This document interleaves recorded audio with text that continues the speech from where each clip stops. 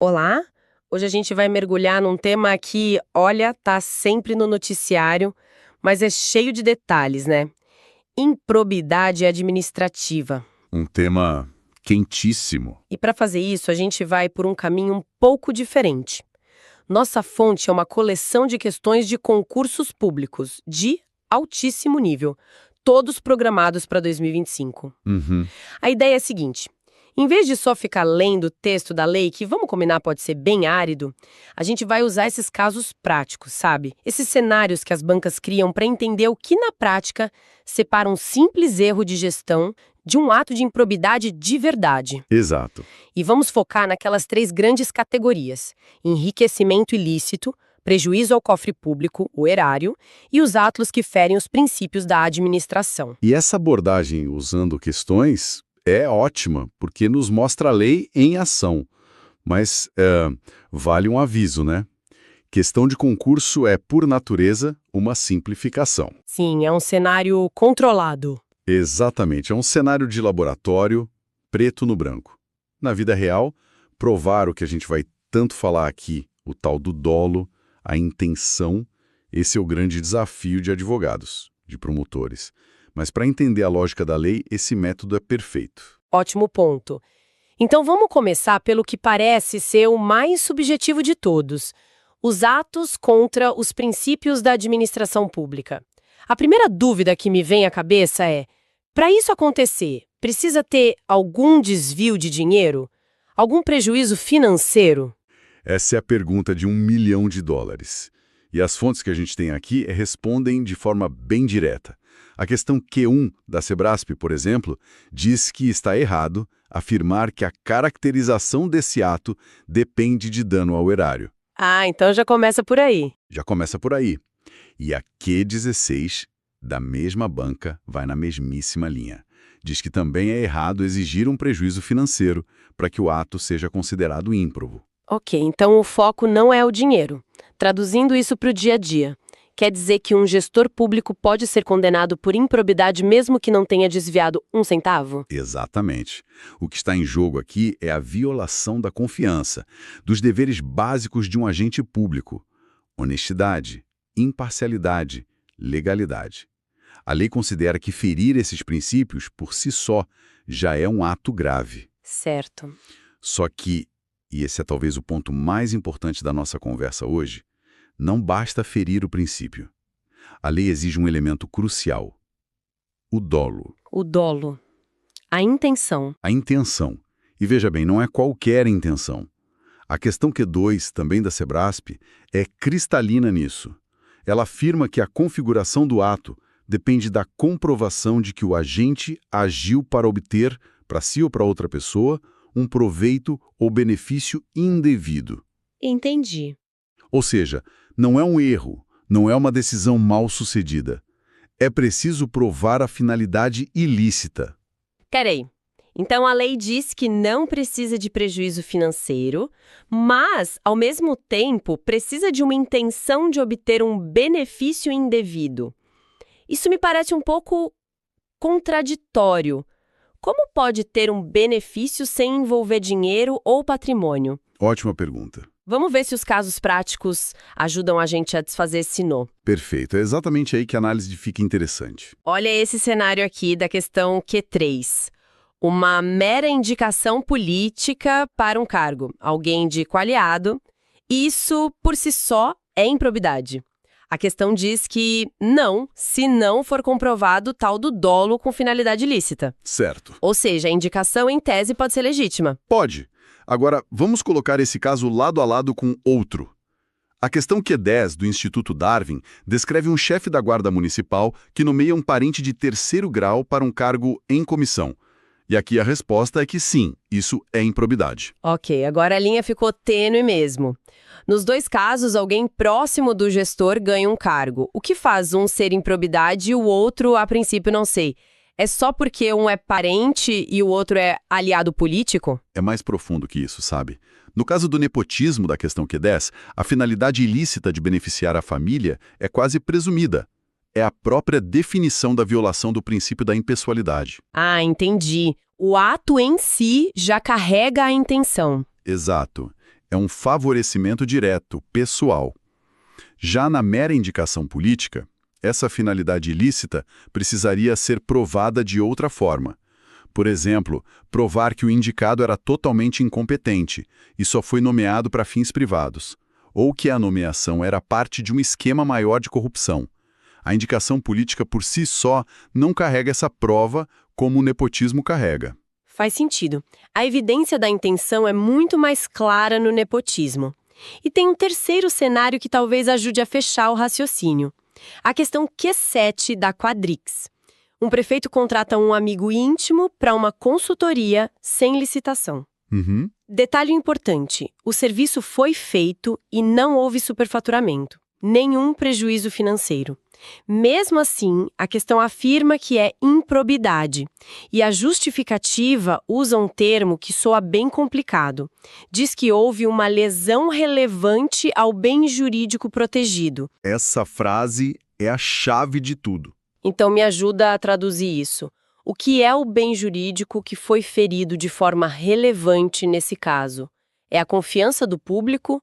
A igualdade de oportunidade para outras empresas? São exatamente esses pontos. O bem jurídico aqui não é o dinheiro no cofre, mas sim a moralidade administrativa, a isonomia, a impessoalidade. A lesão relevante é o ato de burlar a licitação para contratar um amigo. Ah, Isso quebra a confiança da população na lisura dos processos públicos. A mensagem que esse ato passa é: as regras não valem para os meus amigos. Mesmo que o serviço tenha sido prestado pelo preço justo, o processo foi viciado na origem para favorecer alguém. entendi. E essa, para a lei, é uma ferida grave nos princípios. É um benefício indevido o contrato em si para o amigo. Faz todo o sentido.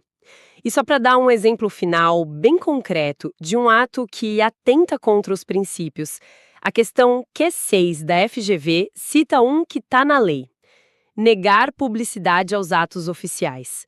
Aqui o dano não é financeiro, mas é direto ao princípio da transparência, né? Exato. É a prova de que a preocupação vai muito além do dinheiro. Ok, então nos atos contra os princípios, o foco é a intenção, a moralidade, não necessariamente a perda financeira.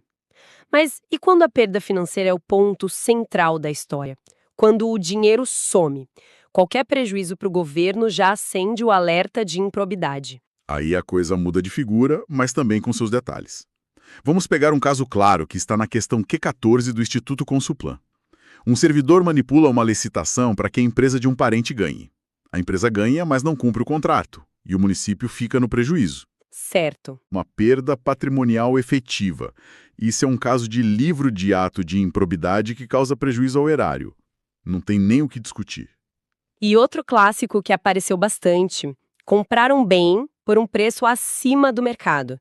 As questões Q8 e Q20 da Sebrasp abordam isso. A Q8 é interessante porque ela faz questão de diferenciar. Essa conduta é prejuízo ao erário e não um ato contra os princípios. Sim, a classificação correta importa. E muito. Por quê? Importa para definir as penalidades, por exemplo, mas aqui vem a nuance mais importante dessa categoria, que é mencionada em várias das fontes.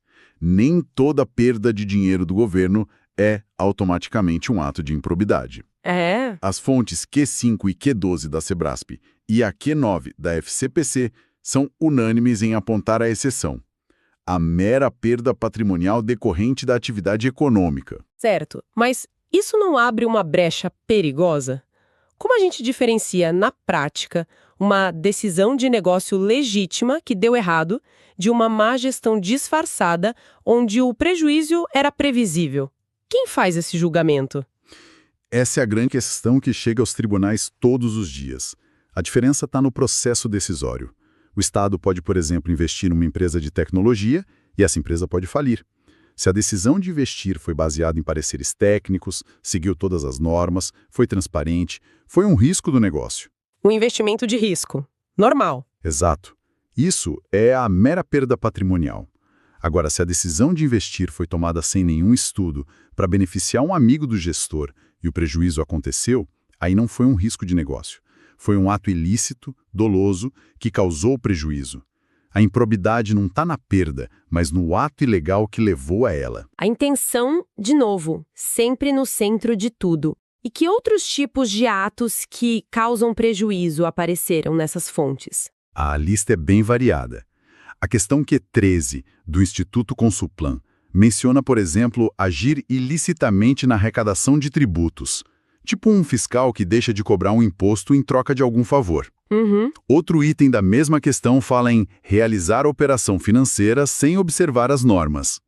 Aquele caso da questão Q15, da servidora Maria dos Anjos, que colaborou com uma operação ilegal, se encaixa perfeitamente aqui. Certo. E tem mais. Na questão Q19, o ato de configurar ilícito na celebração de parcerias com entidades privadas. E na Q17, o já mencionado ato de frustrar a licitude de um processo licitatório que resulta em perda efetiva. O padrão é sempre um ato ilegal que gera um rombo nos cofres públicos. Já falamos da violação de princípios, do prejuízo aos cofres, agora falta a terceira peça, que talvez seja a que todo mundo pensa primeiro quando ouve a palavra corrupção: o enriquecimento ilícito. O agente público que, literalmente, enche o próprio bolso. O mais famoso dos atos de improbidade, sem dúvida nenhuma. E a questão Q4 da Sebrasp nos dá um exemplo que parece pequeno, mas é muito didático. Um servidor federal que usa, para fins pessoais, o trabalho de um funcionário terceirizado que é pago pelo órgão público. Por exemplo, manda o funcionário da limpeza limpar o seu apartamento. Clássico. A questão confirma: isso é enriquecimento ilícito. É um exemplo perfeito porque mostra que a vantagem indevida não precisa ser R$1 milhão numa mala, sabe? O valor do serviço que ele deixou de pagar do próprio bolso já é uma vantagem patrimonial, indevida, obtida graças ao cargo que ele ocupa. Agora, a questão Q11 da FCC nos joga num caso bem mais complexo, quase uma triangulação. Um servidor fornece a senha pessoal de acesso a um sistema. Um terceiro usa essa senha para emitir uma licença para o seu próprio hotel. E, como pagamento, esse terceiro transfere cotas da empresa hoteleira para a mãe do servidor. É uma bagunça. Uma bela engenharia, né? E a resposta da questão é o resumo de tudo que a gente conversou. Diz que o servidor pode, sim, responder por improbidade pela vantagem que a mãe dele recebeu, mas com uma condição gigante em letras maiúsculas, caso reste demonstrado o dolo específico do servidor. De novo, não basta a mãe ter recebido as cotas. É preciso provar que o servidor passou a senha com a intenção de que esse esquema acontecesse e que sua mãe recebesse o benefício. Então, o que tudo isso significa é que o dinheiro não precisa ir para o Pix do servidor. Se for para um laranja, um parente, um amigo, e a promotoria conseguir provar essa conexão, o elo entre o ato do servidor e o benefício para o terceiro, a improbidade está configurada. Exatamente. A lei tenta fechar o cerco a esses esquemas mais sofisticados. E as fontes trazem outros exemplos clássicos. A questão Q6 da FGV menciona receber vantagem econômica para omitir um ato de ofício. O famoso suborno para fazer vista grossa. Isso. E a Q13 do Consulplan aponta para o ato de perceber vantagem para facilitar a venda de um bem público por preço inferior ao de mercado.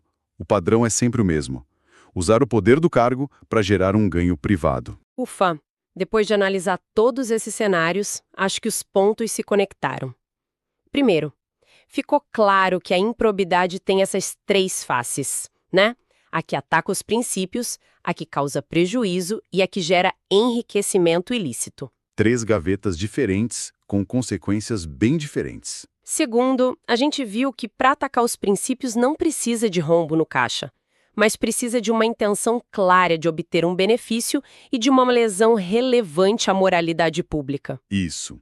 E terceiro, um ponto crucial: nem toda perda de dinheiro do governo é improbidade. O erro de gestão, o negócio que deu errado, mas foi feito dentro das regras, não entra nessa conta. É a diferença fundamental entre o gestor inábil e o gestor desonesto. E, por fim, o fio condutor que costurou toda a nossa conversa, que apareceu em quase todos os casos: o dolo, a intenção específica de cometer o ato ilícito. Sem a prova da má-fé, da finalidade de se beneficiar ou beneficiar alguém, a acusação de improbidade hoje não se sustenta. Perfeito. E essa ênfase toda no dolo não é por acaso. É uma reação direta a anos de uma interpretação da lei que era vista por muitos como excessivamente punitiva, onde o gestor podia ser condenado por um erro técnico, um equívoco, a chamada culpa. Certo. O legislador, em 2021, claramente tentou separar o gestor inábil do gestor desonesto. E essas questões de concurso que a gente analisou já estão testando exatamente essa nova filosofia. E isso me leva direto ao nosso pensamento final. As fontes que a gente usou aqui são todas de concursos previstos para 2025. A lei de improbidade, como você mencionou, foi alterada de forma profunda em 2021, tornando muito mais rígida essa necessidade de comprovar a intenção para condenar alguém. Uma mudança que gerou e ainda gera muito debate no mundo jurídico. Exatamente. E aí fica a pergunta para reflexão. Até que ponto esse foco intenso que a gente viu em todas essas questões, na finalidade ilícita e no dolo específico, já é o reflexo consolidado dessa nova realidade jurídica, moldando a mentalidade e o entendimento de toda uma nova geração de servidores, juízes e promotores sobre onde realmente termina o erro administrativo e onde começa o ato de improbidade.